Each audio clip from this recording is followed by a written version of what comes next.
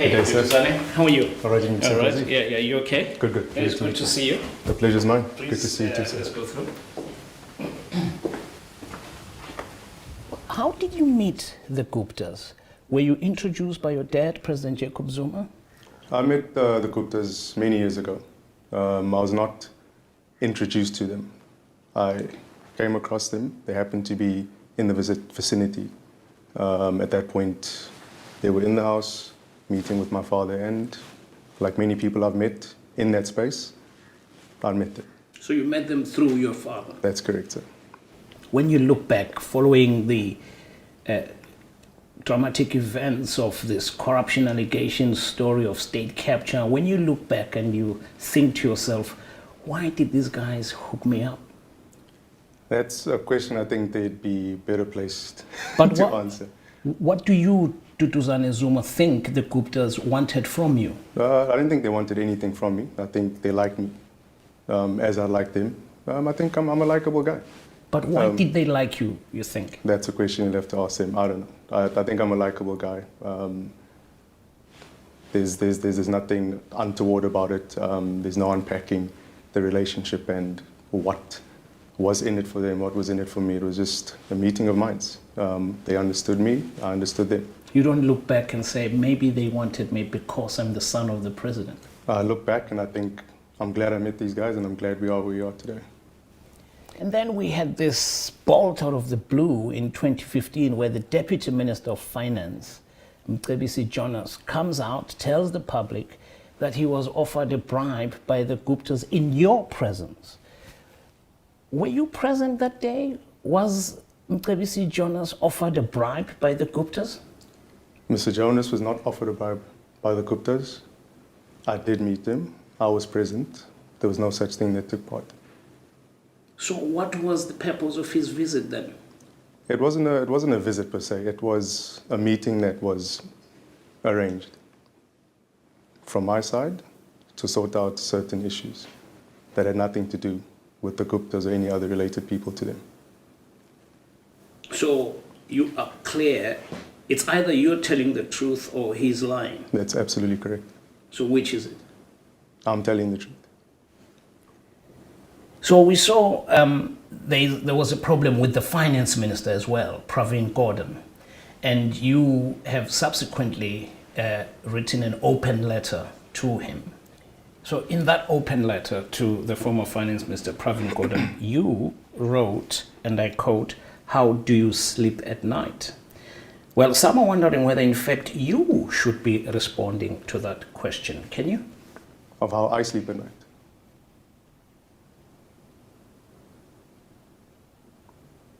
I sleep very well. Do I have moments of being sad about the situation, being irritated about it, being disappointed by it? Definitely. Upset? Definitely not. There's 7,500 employees we've been fighting for. That is definitely on my mind. That is definitely on my partner's minds. That's definitely on the employees' minds. Now, one cannot be relaxed in that situation. Do I get rest? I have to get rest. I'm a human being. But these things do affect my train of thought, and that's something I wake up to every day. What's going to happen? What's the next move?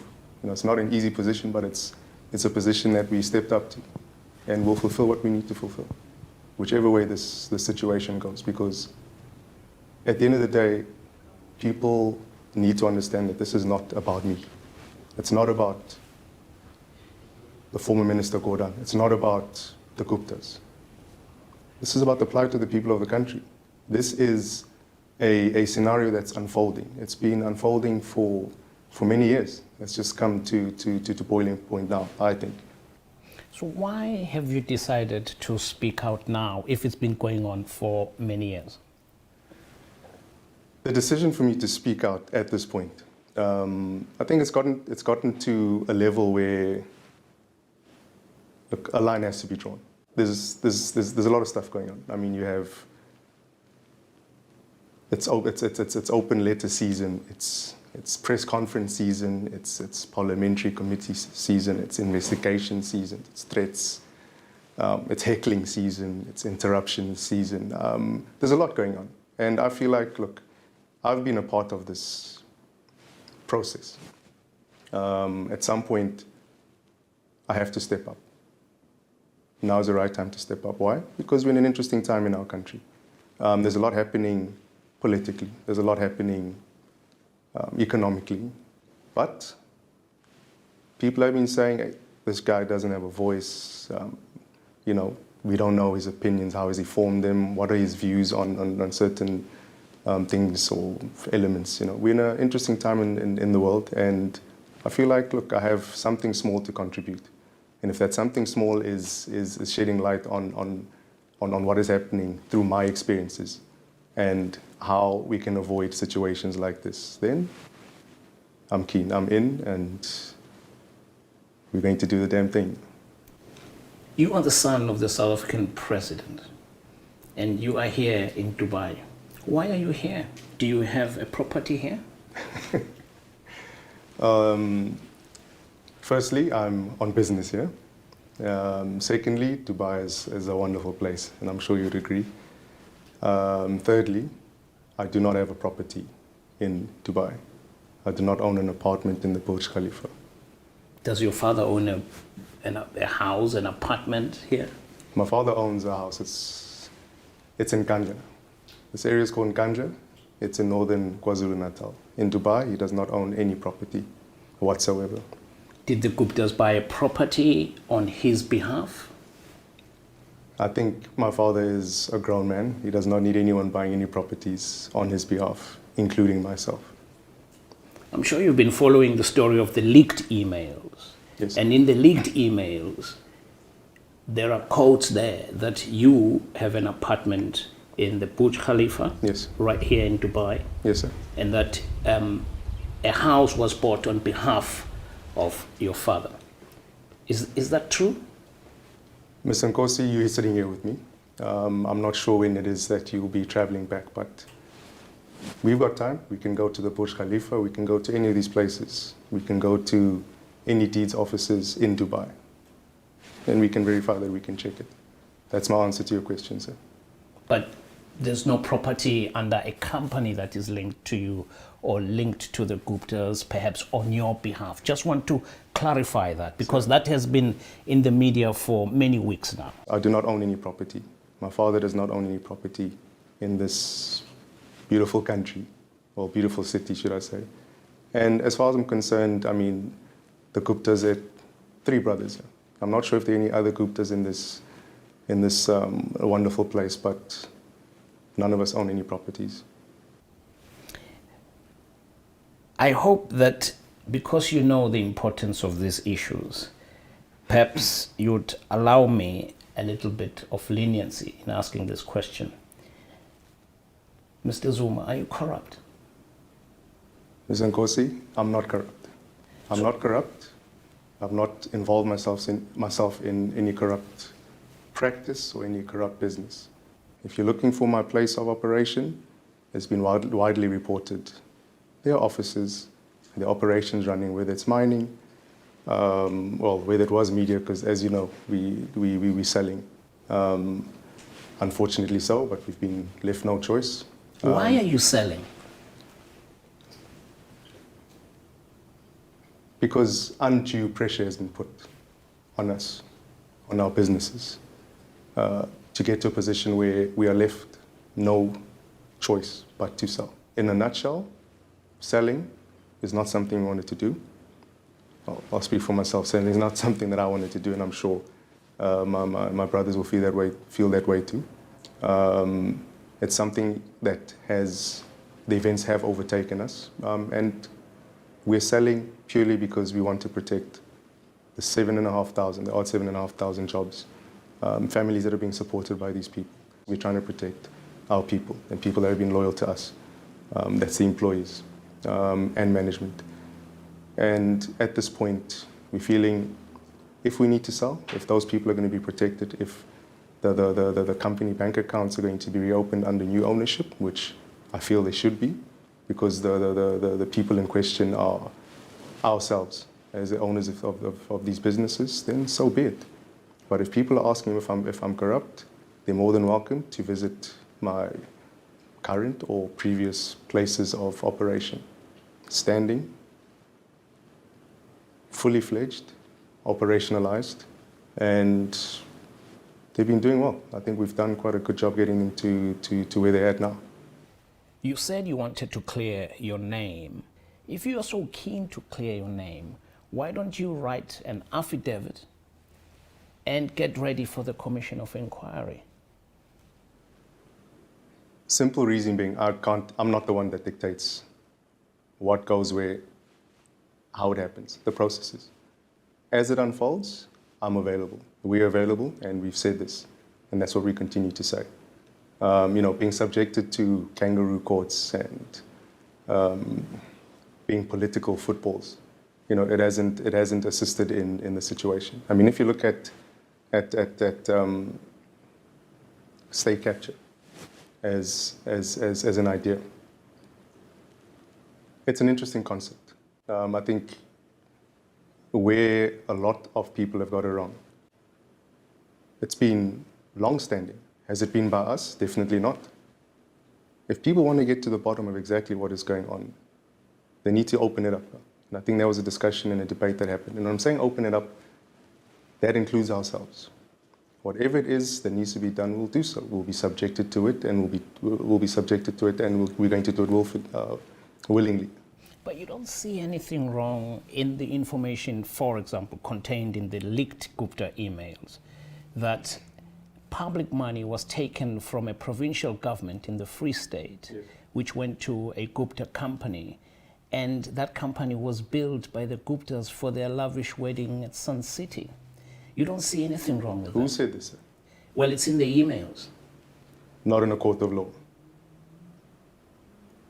I haven't seen it in a court of law. That's my point exactly. I mean, a lot of allegations. But does everything have to be in a court of law to be true? Of course. The truth has to be tested. At this point, it's been one-sided. Veracity, authenticity of emails. So you don't believe the emails are authentic? What I'm saying is, there's a judicial commission of inquiry that's being spoken about. When that happens, we'll get to that. I'm just asking specifically about the emails, because some ministers, yes, have actually agreed that the emails, the information contained in the emails is genuine. You're not challenging that, are you? You can speak to them. I don't know what they're speaking about. I'm speaking for myself. These emails need to be tested with. Have they been doctored? Have they been fiddled with? True or not is not something I'm getting into. What I'm saying is, when the time arrives, we'll get to that. And that's something that will be thrown into, I'm sure, will be thrown into the basket of the judicial commission of inquiry. So we'll see then. At this point, it's not something I can comment on. There's been a lot of talk that you are now very wealthy because of your businesses, and someone said you are a billionaire. Is that true? Are you a billionaire? In love, definitely. Yeah. Have I succeeded? And not at the level that I believe I will. We have reached some interesting and some major milestones, whether people like it or not. And my business journey has only begun. Like I said, I'm 35, and I've still got a long way to go. So that question is very difficult at this point. I think when we sit down in the next 20 to 30 years, I'll have a much clearer answer for you.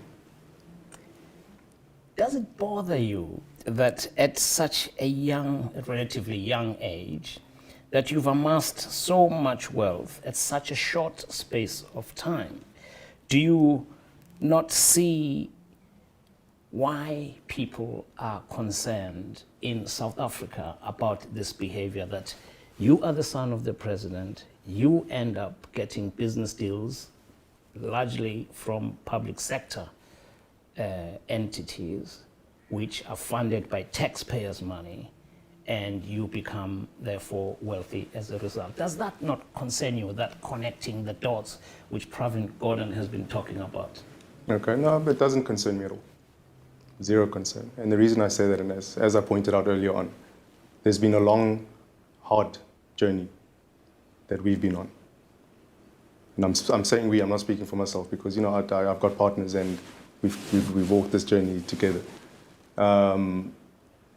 For example, people like saying, no, silver spoon in his mouth, that sort of thing. No, I'm not born with a silver spoon in my mouth. It's something that I've had to work for. The decision I took to partner up with the brothers, of the Gupta family. Actually, no, the brothers. The Gupta family is very wide-ranging. I mean, there's a lot of Guptas on this planet. It's a decision that I took that I do not regret, and I'm super happy with. For example, you look at Tegeta, which brought over the Optimum mines. I mean, there's been a whole ranging discussions of corruption and favoritism, and the processes were not followed. I mean, there are a lot of times where we've tried to put the story across and people are not picking it up because they're not interested in the truth. They're not interested in exactly how the situation panned out. They're not interested that at the time we took over Optimum Coal from Glencore, that mine was under care and maintenance. It was under curatorship. We took it over. Please go take a look at the operation now.